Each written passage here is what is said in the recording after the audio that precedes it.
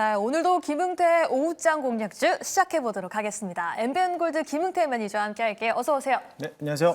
네, 이제 점심시간까지 얼마 남지 않았습니다. 이제 저희가 오후장에는 어떤 종목 공략해서 수익낼 수 있을지 막판 스퍼트 함께 내보도록 하겠습니다.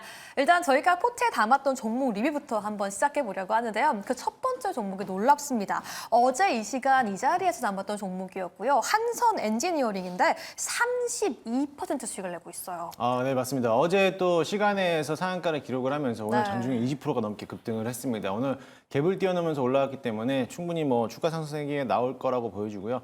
일단은 시장에서 SOFC, 그러니까는 고체 산화물 연료 전지에 대해서 시장이 이제 주목받고 있다라고 하는 건데 오늘 전력 설비 관련된 종목들이 어제는 좀 내렸다가 내린 종목들은 오늘 올라가고 있고 어제까지 올라왔던 종목들은 좀 단기적으로 조정을 받고 있는 모습입니다. 그러면서 물량에 대한 수급들이 이제는 천연가스 관련된 에너지 사업으로서 또 수급이 섹터를 옮겨가고 있다라고 측면에서 본다라고 하면은 아무래도 한선 엔지니어링이 가장 첫 번째로 주목을 받지 않을까라고 생각이 되고요. 어제 9,100원을 넘어간다라고 하면 제가 만원권까지도 간다라고 말씀드렸잖아요. 그래서 오늘도 역시나 마찬가지로 만원권 지지선만 잘 지지해 준다라고 하면은 추가적인 상승세가 이제부터 시작될 수 있다라고 보여지니까요. 보유자분들은 수익을 좀 극대화하기 위해서는 어느 정도 일부분은 물량을 좀 차익 실현 물량을 수익을 좀 챙기시고 그리고 절반 정도는 보유하고 있다가 11,000원에서 12,000원까지도 한번 수익을 극대화하는 전략을 노려보셔도 좋을 것 같습니다. 좋습니다. 한선 엔지니어링 이미 1차 목표가는 하루 만에 바로 달성을 해서 30% 넘는 수익이 났고요. 추가적으로 2차적으로 11,000원에서 12,000원까지도 우리 들고 가보자라고 말씀해 주신 점 꼭 기억해 주시기 바라겠습니다.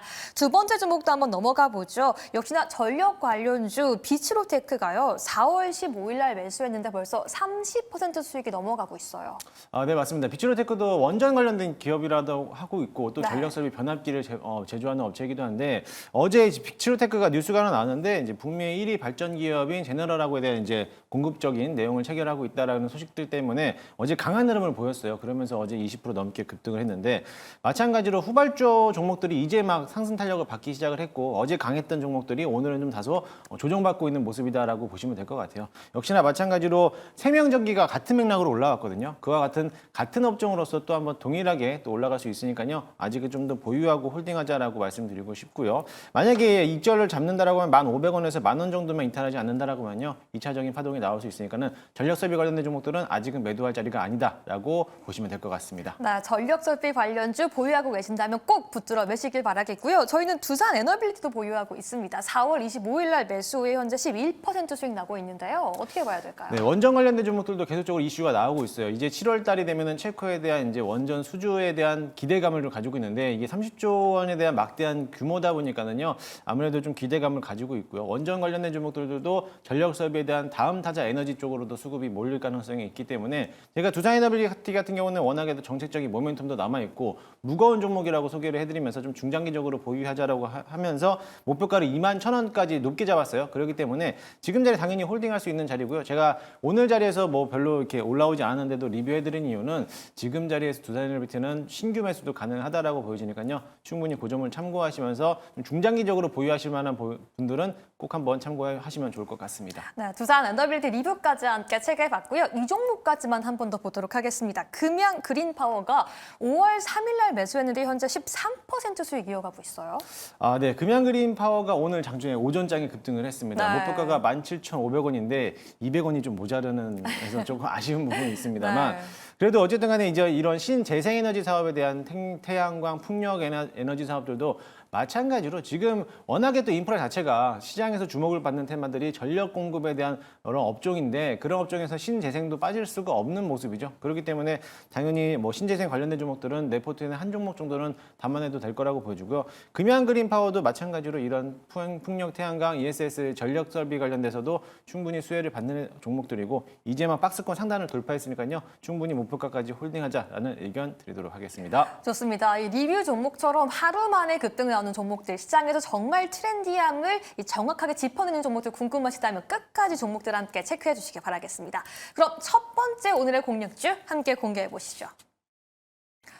네, 이 미중 갈등 수혜주를 찾아보자라고 말씀해 주시면서 알맥을 가지고 와 주셨는데 네. 이 구리뿐만 아니라 알미늄도 정말 다양한 이슈가 나오면서 부각되고 있어요. 아, 네, 맞습니다. 이 알루미늄에 대한 움직임, 오늘 철강 산업들에 대한 움직임들이 강하게 움직여주고 있습니다. 네. 그러면서 알루미늄도 동방상승할 거라는 기대를 가지고 있는데 아무래도 이런 알루미늄들도 구리와 철강 이런 관세품들에 대해서 미국과 중국에 대한 갈등의 요소들에 대해서 수혜를 받는 종목들이 아무래도 조선업들도 있겠지만 이런 철강, 비철강 관련된 종목들도 당연히 수혜를 받을 거라고 보여지고요. 사실 동사 같은 경우에는 이틀 전에 한번 이슈가 나왔죠. 아무래도 이제 반덤핑에 대한 관세가 무효화되면서 이제 세금을 내지 않는 것으로 이제 수혜를 받았던 기업으로서 거의 한 상한가 부분까지도 올라왔었는데 어제까지 좀 조정을 받고 있다가 다시 한번 이런 미중 갈등과 또 관세가 해지되는 이런 호재로 인해서 다시 한번 추가적인 상승세가 나올 것으로 보여지고요.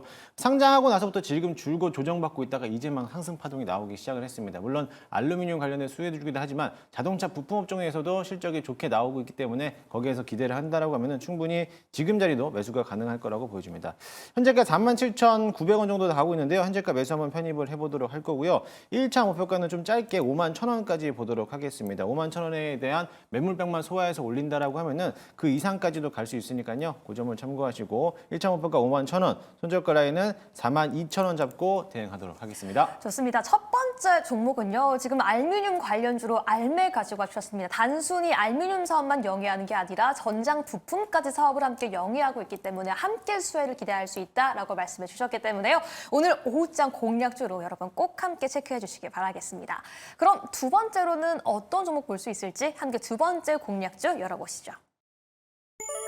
네, 아무래도 지금 시장에서 가장 핫한 것 같습니다. 정부 정책 수혜주로 제로투세븐을 가지고 와 주셨고 시장 분들에서 많은 분들이 지금 이 엔젤 산업에 대해서 새로운 정책에 대해서 어떻게 결과가 나올까 많이 궁금해하실 것 같아요. 아니 그런데 네. 사실 지금 시장에서 가장 많이 거론되고 있는 건 아가방 컴퍼니 아닌가요? 네, 그렇습니다. 네, 왜 물론 이제 제로투세븐? 시장에 대해서 아가방 컴퍼니도 있겠지만 워낙에 시장에 주목을 받았기 때문에 네. 또 아가방 컴퍼니 같은 경우는 유통 물량도 많고 또 어느 정도에 대한 아가방 컴퍼니 급락과 급등이 동반하고 있기 때문에 다소 투자에 대한 위험 부담성이 남아 있어요. 네. 그렇기 때문에 어차피 정부 정책의 일환으로서 수혜주이기는 하지만 이런 급변하는 시장 속에서 조금 더 안전하게 좀 투자하기 위해서는 급등락이 심한 것보다는 그래도 조금 더 바닥권에서 이제 막 올라오고 있는 종목을 좀 선택을 좀 했고요.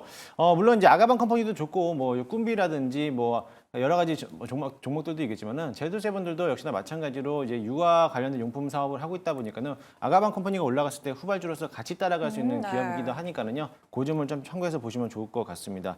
또 추가적으로 이번 윤석열 대통령이 이제 담화 시간에 이번에 발표를 할 텐데 저출생 대응기획부를 이제 부처를 신설을 하는 거하고 또 이번에 또 정부 저출산 고령화 사회에 대한 이제 부처를 좀 더 한층 더 상승시키는 그런 목적을 좀 가지고 있는데 거기에 된다라고 하면은 전반적으로 좀 세부안이 좀 발표가 된다라고 하면은 저출산 문제에 대해서 어떠한 정책이 나올지에 대한 기대감으로써 주가가 탄력적으로 받을 것으로 보여지고 저출산 문제가 우리나라뿐만 아니라 전 세계적으로 아시아뿐만 그렇죠. 아니라 유럽들도 지금 또 문제가 되고 있는데 거기에 따라서 우리도 정부 정책에 대한 일환으로서 이런 종목들을 좀 관심 있게 본다라고 하면은 단기적으로서 테마 형식으로서 한번 급등할 수 있으니까요. 참고하시면 좋을 것 같습니다. 좋습니다. 제로투세븐 가지고 와주셨는데요. 지금 5월 초부터 주가가 꾸준히 올라주고 있는데 무엇보다 우려인 거는 이 엔젤 산업 테마가 좀 테마 지속성이 항상 짧지 않았나요? 가격 전략이나 우리가 단기로 보유해야 하는지 전략을 좀 상세하게 짚어주시면 좋을 것 같아요. 네, 이런 저출생 관련된 이제 테마성들은 단기적으로 끝날 가능성이 높습니다. 왜냐하면 네. 지난번에 비대면 의료도 마찬가지로 단기성으로 끝나기 때문에 마찬가지로 물론 장기적인 과제이긴 하지만